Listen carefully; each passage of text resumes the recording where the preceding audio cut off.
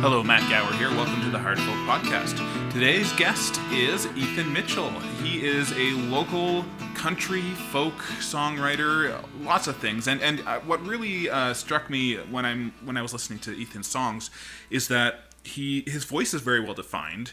He knows who he is, and he's got a kind of a silliness, and he doesn't take himself seriously. So that's really what stood out to me when I was kind of doing my research about him. So yeah, check out this talk that we had, and yeah, like the message to be gleaned from this interview is that it's really important just to be yourself. And all the artists that I really look up to, like I mentioned in the interview, Sierra Farrell, or another guy who you should check out, Nick Shoulders, people in the country and folk kind of sphere, they are really just being themselves, and that is the most important thing that any artist can do when they're creating, when they're writing, is just to be yourself and be true to yourself, and like Ethan does, write for yourself. So that's I think the really important thing to take away from today's interview. So here's my talk with Ethan.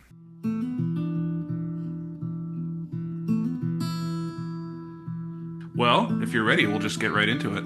I think so. Yeah, let's do it. Cool. I hope I'm ready. Ethan Mitchell, welcome to the show. So glad that you're joining me. I guess we've both kind of been admiring each other. I don't know if admiring is the right word, but just watching, lurking from afar on the internet. Am I correct? That's right. Yeah. No, thank you for having me. I'm super excited to have this opportunity to talk. Yeah. I guess we first met in person back at Bertie White's protest song That's right. fundraiser. Now, are you just kind of in that scene, or was there something about protest songs that specifically kind of like caught your ear at the time? A little bit of both there. I think, I obviously know Bertie White. Well, I guess it's probably not obvious to the folks listening, but it's obvious to me anyway.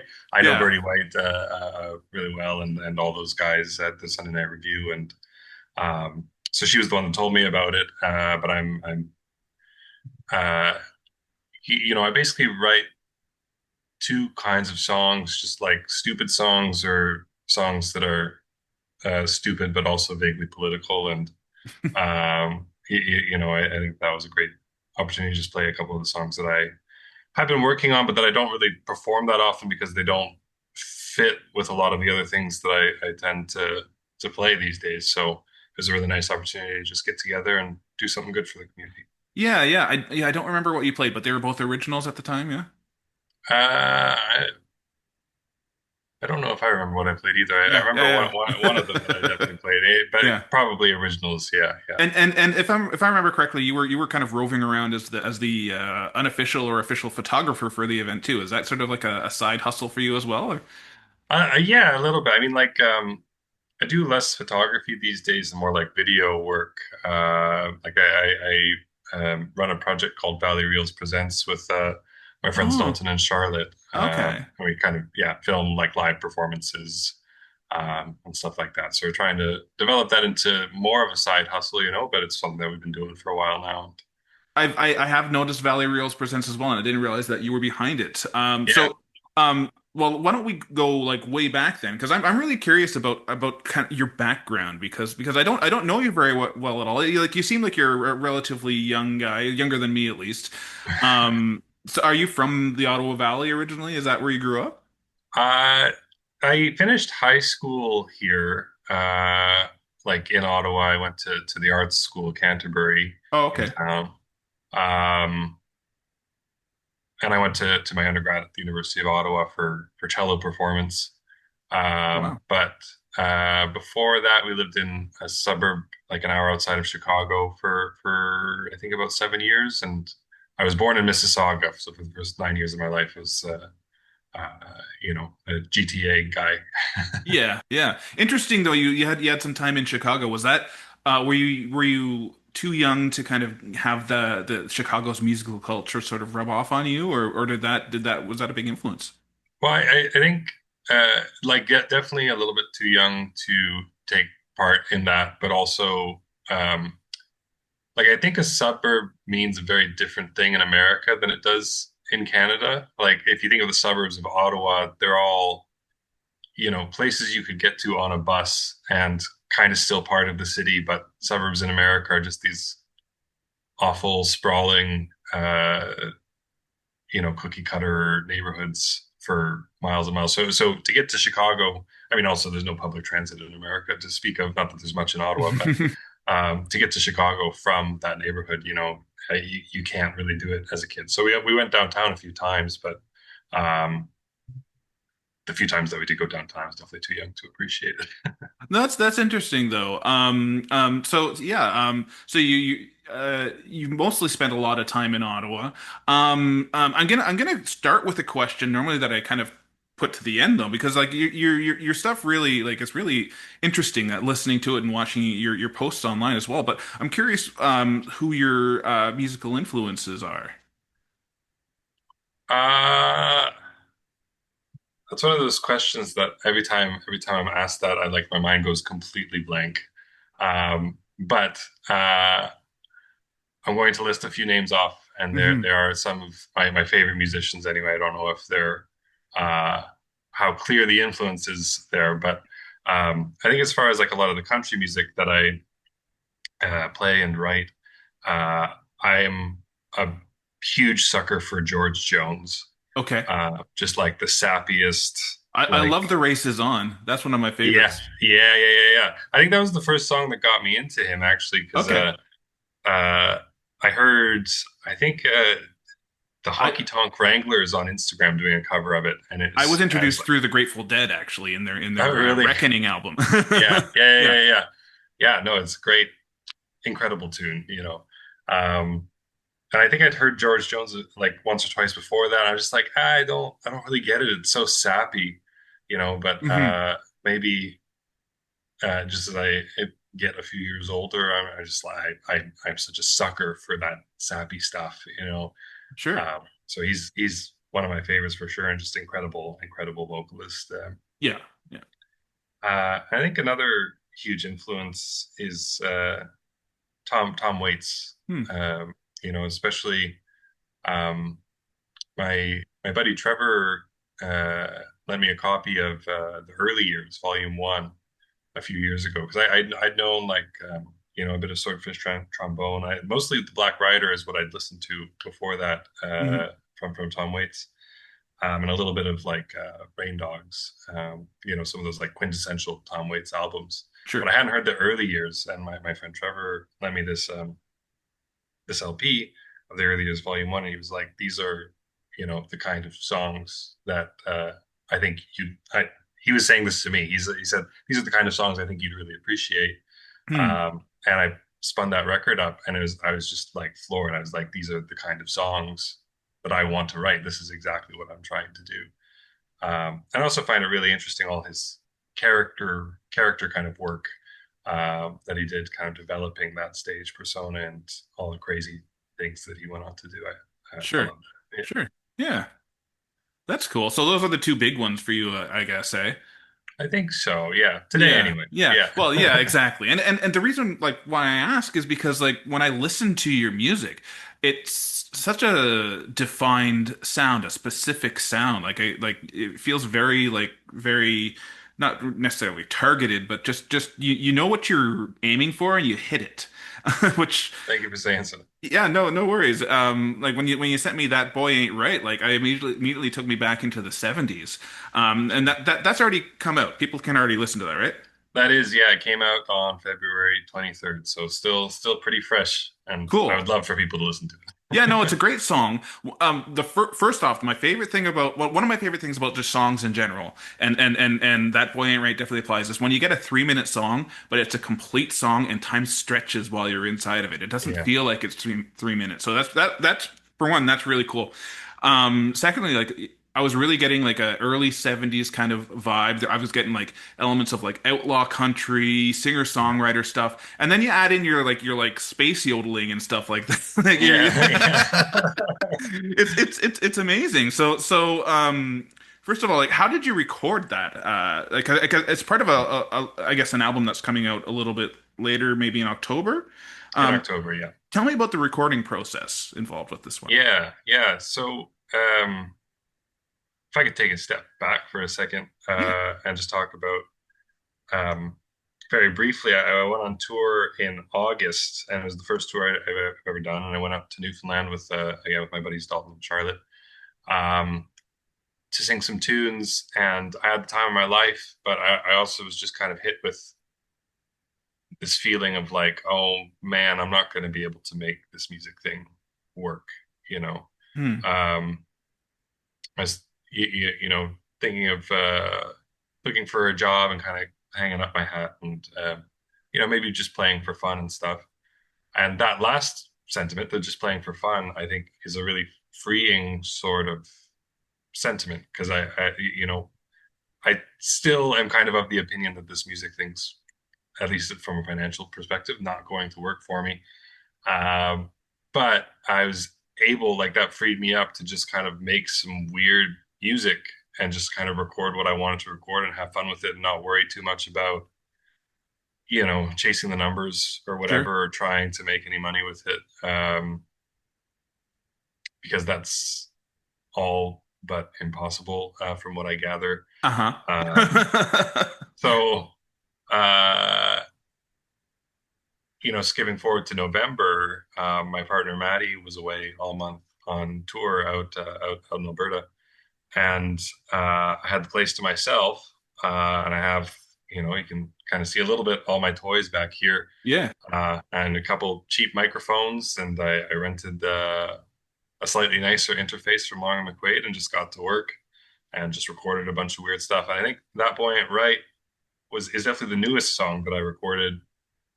And I think it was like maybe the fifth one or something like that. And I kind of knew I wanted to go with some synths and some drum machines and like get a little bit weird with it. But I think this is the one where I just like really sort of started to let it fly and uh, hit my stride Yeah. with this too. Yeah.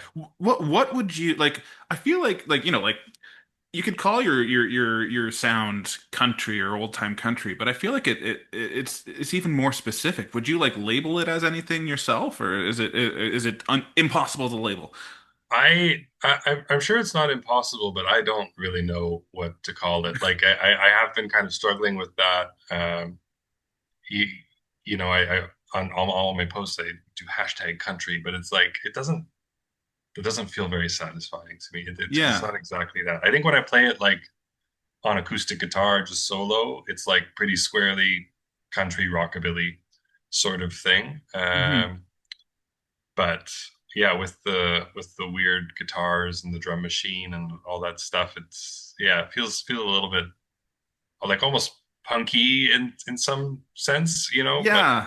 also Yeah. some, yeah, I don't know exactly what to call Yeah, like outside the box country, but that's not very that's not very focused or sellable. it. Yeah, yeah, yeah, Yeah. yeah. No, and it really like it really sounded like a great kind of driving tune as well. And it's got so many layers to it. And so it's really great that you were able to kind of do that on your own. And did you learn production values like while you were doing your music education here in Ottawa, or is that something that you've kind of self-taught with over the years? Yeah, it's something that I've self-taught, like in conjunction, like while I was doing music school, Hmm. one of my friends and I downloaded like pirated copies of Ableton Mm. and just like made the world's worst lo-fi hip hop beats, for a few years, and then actually ended up going to Calgary to do a master's in cello performance, and I was kind of studying some of the like electroacoustic music and like really avant-garde electronic stuff, which the western part of Canada is like world renowned for, Oh wow. which I didn't know. I think that was really interesting to see. So it was fun to work on all that stuff.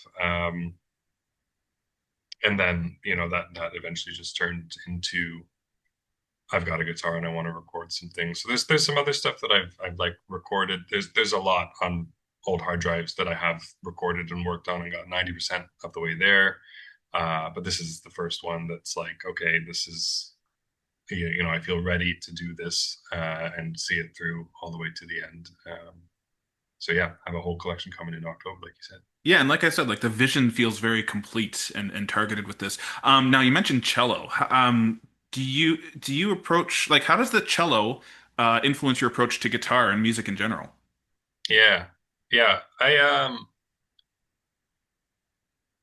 I kind of was learning guitar like in high school while I was, learning cello. I guess I started in about middle school with all Hmm. these things um, as well. So it's always kind of learning them both at the same time.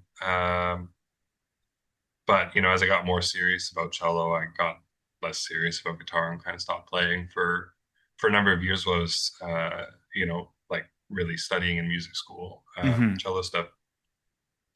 But like definitely all the music theory things that I learned in school make a huge difference. Like it makes it so easy to just like understand and decode musical language. Like I've really been studying a lot of bluegrass and like more lately country chicken picking and stuff. Hmm. And just being able to like, make sense of these licks and kind of makes it easy to transpose them into whatever key you want and kind of learn the patterns and all that stuff. I think that's probably the biggest thing is just like being able to apply the music theory. Because like the notes are the same whether you're picking up a guitar or a mandolin or a piano or a cello or whatever. There's certain idiosyncratic licks on each of them, but the music works pretty much the same and everything. Are you ever going to incorporate the cello into any of your songs, or does it get maybe a little too like maudlin or melodramatic with that in Yeah, there? I'm kind of retired from cello at this point. I don't enjoy playing it anymore. And I love playing guitar. Like that's really all I want to do is just play guitar. So there's the cello in the I background. can see it there. There's there, yeah, yeah. I can see the hyper expensive Kelton case that it's in, so I can just imagine the cello that lies inside. Yeah, yeah, yeah, yeah. No, it's a nice cello, and it is for sale. If anybody listening wants to buy a very nice cello, hit me So up. so no ambitions to become like a Crooked Still cover band or anything like that. No, no, not at this stage of my life. No. Now speaking of guitar, one thing that caught my eye on again on Instagram that you've been kind of posting about lately is you've been doing all these like chicken picking kind of videos, but it was with an Ibanez like Floyd Rose kind of shredder guitar, and you were getting amazing tone out of that. I'm just curious, like, how did you come to find those tones, and how did that happen? Yeah, yeah, yeah, yeah. I mean, this is really how I think about like the recording process for the songs that I've been working on as well, where it's just like, what do you got available, and make some use of that. Hmm. So that I affectionately call that guitar the Shred Master. Is my dad's guitar, and I think he bought it. Uh, if I remember correctly, I think maybe when he was a teenager in his 20s or whatever. So it was a guitar that was in my house growing up. Um, I that was the guitar that I played in high school when I was doing, terrible covers of whatever. I don't think I ever did a complete cover of a rock song. I think I learned like the lick to like 20 songs and then just Yeah. played that over and over and over again. But anyway, that's the guitar that I did it on. Um, so getting into like recording this album, I was really mostly planning to do a lot of the electric work on this thing, Oh wow. which is another just kind of like family guitar. It's an Epiphone Olympia from the Oh, cool. 40s, which is like Cool, a cool, cool. That's like the Dave Rawlings guitar, eh? Almost. I couldn't tell you. I have no idea. Yeah. Yeah, I know that it's like a student model I think sort of it is. guitar, but I think it that's what is, he yeah, uses. just the okay, right on. Yeah, yeah. Yeah. I mean, well, he sounds great, so there Yeah, must be yeah, some yeah, yeah. mojo in this thing. But I was planning on doing most of the electric work on that. Hmm. But it just didn't have quite enough high end because I only have a bridge pickup on there, and it's kind of an old vintage pickup, so it doesn't I can't thank. imagine there's much sustain on that either for what you would need, right? Not exactly like it. I think the thing that I love about that guitar playing leads on it is just the way that it sings into a bend, which is great for like the country stuff. Of course, there's Mm, so many bends in that music. hmm. And it does have a really distinct tone, but just like with the kind of massive sound that I've been working on with these recordings, it just wasn't cutting through the mix enough, and it wasn't Sure, spanking enough. So sure. I just tried the Ibanez just to see what it would sound like, Hmm. um, and it just it spanks. It's if you close your eyes, it sounds like a telly. And of course, it's got the Floyd Rose on there, just like the most ridiculous, you know, overkill dive bombs and stuff. So there's a lot of that, whammy bar action on that buoyant right as well, Hmm. um, which is just fun to play. It's just fun, you know. Yeah, yeah, and I think like as far as your overall vibe, fun is definitely the a good word to use out of Yeah. many. But I'm curious. That boy ain't right. Is it kind of an autobiographical song? Like because you definitely like you don't you're not like a serious kind of country guy. You're not brooding. You're not like I don't think you take yourself seriously. Is it autobiographical? It is autobiographical, and I kind of like. Um, like I said at the top, writing these like stupid sort of funny songs that sort of do say something. I mean, the thesis of most of these stupid funny songs is that I'm sort of upset, you know. Like talking about earlier, that feeling of like, wanting to kind of quit music or at least quit trying to make money off music or whatever. Like that buoyant right idea is just like, uh, I don't I haven't really figured out for myself where I fit in the world just yet. I haven't figured out how to implicate myself into the capitalist socioeconomic system to become a productive member of society. Hmm. Um, and like society makes you feel like a wastrel for doing that, but I'm not really all that interested in being a productive member of an economically productive member in society anyway. I wish I could make money being creative. Being creative is like what I'm good at being productive in. But Hmm. um, that's kind of the feeling of the songs, like that mismatch between what I feel like I can do and what I'm like good at, and what I can make money doing and what is valued, in society writ large. So again, the thesis is I'm upset. Yeah. Once you stopped kind of focusing on the idea of making a living in music, do you feel like you kind of gave yourself a sort of freedom in creativity? Yeah, yeah, Yeah. yeah, 100%. Like I wouldn't have recorded the music that I did the way I did if I was worried about making money with it, and there's always, I don't think I'll ever be able to kill the like naive, optimistic part of myself. It's like, oh, maybe it will work one of these days, Yeah. and maybe it will, but the overwhelming evidence suggests that for the overwhelming majority of people, it doesn't work. So, I think if it was going to work, uh, it stands to reason that it'll probably be with music that I really enjoy, that I just want to make and, just kind of do what I find interesting and what I find fun, and Well, exactly. Yeah, let it like go. it's like Yeah. money can be had being a shitty cover band, but like who wants to do that, Yeah. right? Yeah. Yeah. Yeah. Um, Now I was listening a little bit to your debut album, which is only, I guess, was only released about a year ago, Western That's right. Movies. Yeah. I love the simplicity of it. That's exactly kind of the thing that I'm going for with my recordings. The lap steel in the background, is that you or is it someone else playing lap steel? Yeah. Yeah. That's me playing. Yeah. Just overdubbing some stuff. Yeah. By Yeah, it's really listening. cool. I like just guitar lap steel. Are you a fan of Western movies, or is that just kind of a song title? It's funny because I kind of realized that I really haven't seen that many Western movies. I think all I've seen, I don't think I've even seen all three of them, but the Man with No Name trilogy, the Hmm. Sergio Leone, Clint Eastwood movies. Yeah. Um, so yeah, I don't know exactly, oh, where that came from. My granddad really loves Western movies, so I think Hmm. maybe I just kind of saw bits and pieces of them when I was a kid. But Yeah. yeah, And we're getting there's a lot of modern westerns out there too. Like I think I consider Breaking Bad to be a western. Things sure. shows like that. Even The Mandalorian, if you listen to its soundtrack, that is a western. You know, like it's Oh yeah, the mythology of it is all over the place. yeah, So that's cool. I like that.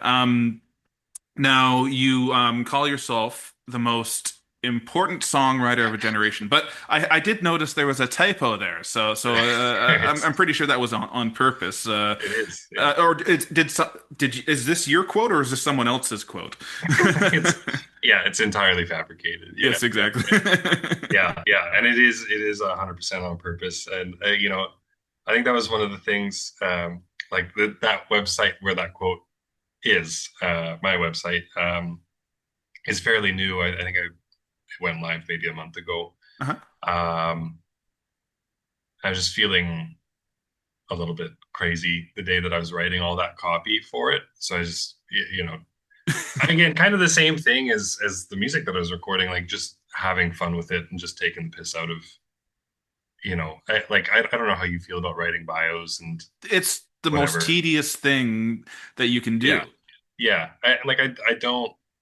I don't feel good saying that this is something that I should be talking to my therapist about, but I don't feel good saying nice things about myself. you Yeah. know, Yeah. like it always just feels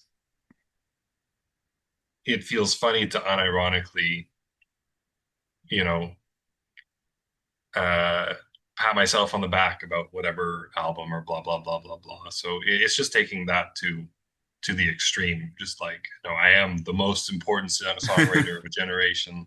I am the voice of a generation. You know. Yes. But you know what? Like I think it shows though, like that you like you mentioned your therapist or whatever, but it shows that you really have a good sense of who you are. And what I've been noticing in music in general, that the most interesting voices out there are the people who have a sense of individuality, a sense of who they are. Yeah. Like a good example of that would be Sierra Farrell, for instance. Sure. Yeah. That I've really noticed that, and especially in the country and folk kind of areas, there's been a lot more kind of just individuals out there, and it's Yeah. really refreshing to see. Now and part of your kind of persona is that kind of not taking yourself seriously and kind of being funny. Are there any like because I would consider myself a big comedy nerd. Do you have any comedic inspirations that kind of have directed your voice? Uh, I don't. I don't think so. Not off the top of my head. I don't remember the one guy's name. Is Andy Kaufman a comedian? Do Yeah, you know yeah, who I'm yeah. talking He about? would like That the that is, not. I'm thinking, is it Charlie or Andy? But Andy. Charlie's Charlie's the the writer. screenwriter. Yeah. Yeah, yeah, yeah. So seeing some of that stuff, like I put on a show a few years ago, um, like fully in character as like a character called Johnny Hollywood. It was basically the same character that I play on Instagram. Just like outrageous, over the top. It's like so full of himself, but hmm like the cracks in the character's armor that like you can tell that the character is just so deeply insecure and overcompensating hmm with all this stuff. I put the show on like as this character through and through. His name was Johnny Hollywood, and just in talking to some people about that, uh, somebody showed me this Andy Kaufman. I think a few people mentioned Andy Kaufman, and I watched some of his stuff. And I just like hmm love the deadpan kind of like you Yeah. almost can't tell if he's joking or not sort of hmm thing. But if hmm you understand that he's joking, it's just the funniest thing, and Yeah. it's hilarious just seeing audiences kind of squirm and not quite get it. Like that's all really funny to me. Yeah, that's the only thing that really comes to mind as far as No, that again, that's consistent with with how you kind of present yourself. Now I'm curious, do you have like a specific method when you're writing your songs? Like, take me through how you write a song. yeah. I I used to like really, I think when I first got into like songwriting, this is probably in like 2022, just at the end of COVID, where I was really starting to do it a lot and starting to go to open mics all the time and whatever. Hmm. And in those days, it was just like output. Like I was just trying to write, a song or two songs a week for a good little while. Um, and I was just always like looking for things to write about, or like in those days I was like really sometimes just sitting down and saying I'm going to write a song. Yeah. Let me figure out what it's going to be about. And I think I still have that kind of muscle of just like I'm always looking for something to write about. Hmm. But these days I'm not so worried about getting like a prolific output. So these days there's other things that I'm working on, like trying to figure out how to release a record and promote it on Instagram, all this bull crap that you have to do. Yeah. But when I find like a line will pop into my head these days, a lot of time it's in classic country fashion, it's the last line of the chorus will pop into my head where it's like, oh yeah, that's the punchline of the whole thing. Mm-hmm. And I just kind of work backwards from there, kind of uh, chisel out a chorus and then work on some verses and see what can happen. But a lot of it is like percolation, like just letting things kind of sit in the back of my head for a little bit. And Yeah. then eventually one day it's just like, okay, I'm ready to hammer this thing out. We have a little bit of time left. I'm going to steal a question. I was listening to the Basic Folk podcast that the Bluegrass Session produces, and the host asked an interesting question on the most recent episode, and she asked, "Who do you write songs for? Like when you're writing a song, Yeah. who's the audience?" Yeah. Uh, well, I think that there would be kind of two different answers to to that question is who's the audience and who am I writing for? Because I think Sure, yeah. the person that I'm writing for is just myself. It's like it's to entertain myself or to put something onto paper that I'm feeling and just like getting again kind of exercising some of those like I'm upset sort of feelings, getting Hmm. them out on the page. Um, but I think the audience is a huge part of these things. Like I really value the connection that's built through art, of course, just like anybody who plays wood. As far as who that audience is, I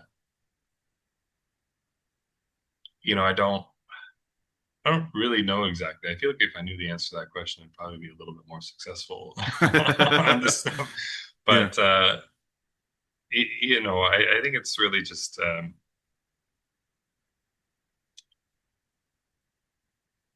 I think with a lot of these things, I'm not the only person kind of in my friend group who's sort of feeling some of the similar feelings and pressures and things like that. And it's like largely just for people that I know and people who know me and people who want to kind of hear what's going on, I guess. Yeah, I'm not sure Yeah. exactly. No, that's cool. I'm just it's an interesting just perspective to hear what goes through people's minds when they're writing a song. So whatever, all answers are the right answers. Sure, yeah. Yeah. No, no, and so we got only 3 minutes left, so I'll probably end it here. But do you have any upcoming shows? Like, is there going to be like an album release show or like a single release show or what's going on? Yeah, I don't have a whole lot on the roster right now.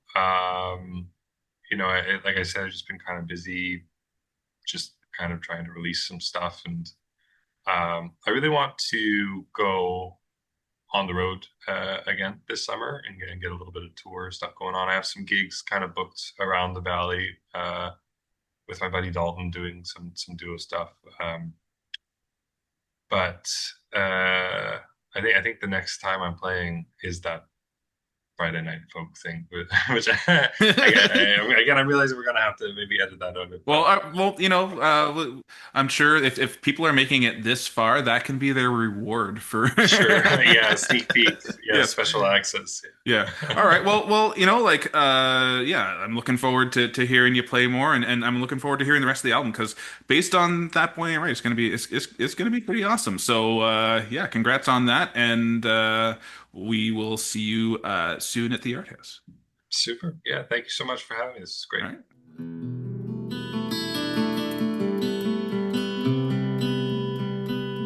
All right, thanks again to Ethan Mitchell for joining me on today's show. Yeah, if you made it this far, come check out Ethan playing at Friday Night Folk, May the 1st at Art House Cafe. And yeah, don't forget, be yourself when you're creating, when you're writing songs, when you're making art, when you're just sitting at home and doing nothing. Always be yourself. That's the most important thing you can be. Talk to you next time.